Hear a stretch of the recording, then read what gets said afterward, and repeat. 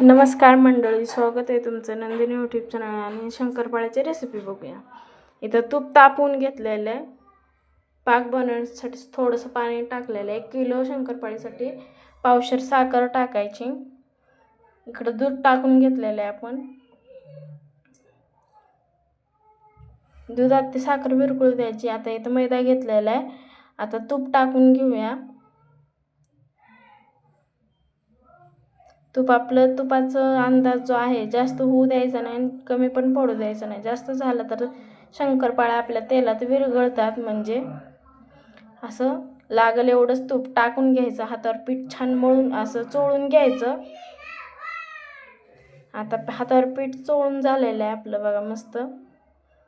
जेव्हा तुम्हाला वाटेल की आपलं पीठ हातावर चोळतोय, छान झालं आहे, इथे विलायची पावडर टाकलेली आहे आपण.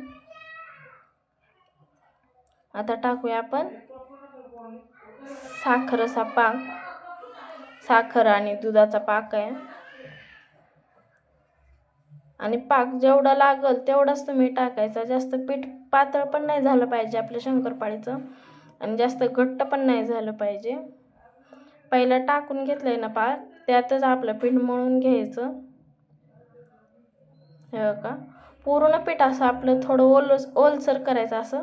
आता हे अजून वरून टाकून घेतलेलं आहे. लागल तेवढंच टाकायचं, लागल तसं, एकदम पण ओतून घ्यायचं नाही.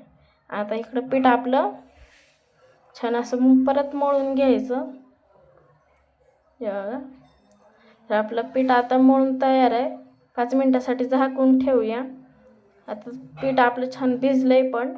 आता लाटून घेऊया आपलं गोळा करून. शंकरपाळी लाटताना एकदम पातळ लाटायची नाही, मध्यम लाटायची. साईडच्या कडा सगळ्या कट करून घ्यायच्या आपण. सगळ्या कट करून झाल्यात. आता उभ्या शंकरपाळ्या कट करून घेऊ. उभ्या रेषा मारायच्या, मग आडव्या कट करायच्या अशा प्रकारे. मस्त आपल्या काढून झालेल्या आहेत. आपल्या 1 किलोच्या केलेल्या होत्या. 2 ताट आपले भरपूर असे भरून झालेले आहेत. तेल आपलं तापलं, एक टाकून बघूया. इकडं आपल्या शंकरपाळ्या तळून झालेले आहेत. तुम्हाला काय दाखवून झालं नाही, पूर्ण टाकायचं. आता इकडं काढून घेऊ. आपल्या शंकरपाळ्या बघा किती लेअर सुटलेले आहेत. गरम गरम आहेत एकदम. हे अशा सगळीकडनं लेअर सुटलेले आहेत, चारी बाजूकडनं.